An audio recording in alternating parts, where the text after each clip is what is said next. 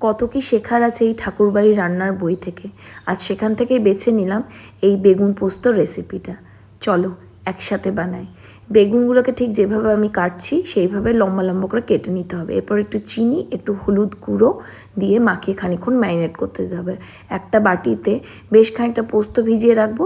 এরপর তেলের মধ্যে বেগুনগুলো এপিট ওপিট করে নাড়াচাড়া করে তুলে নেবো। এদিকে পোস্ত আর লঙ্কা বেটে নেবো। তেলের মধ্যে সামান্য একটু মেথি ফোড়ন, একটুখানি রসুন বাটা দিয়ে খানিকটা ভাজা ভাজা হয়ে গেলে ওই যে পোস্ত বাটাটা আছে দিয়ে খানিকক্ষণ কষিয়ে নেবো। এরপরে খানিকটা জল দিয়ে আবার একটু কষিয়ে নিয়ে এর মধ্যে একটু নুন অ্যাড করব।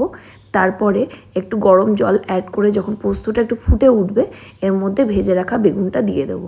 খানিকটা ফুটে উঠলেই দেখবে পোস্তটা বেশ গাঢ় গাঢ় হয়ে গেছে। ব্যাস, আর কিচ্ছু লাগে না।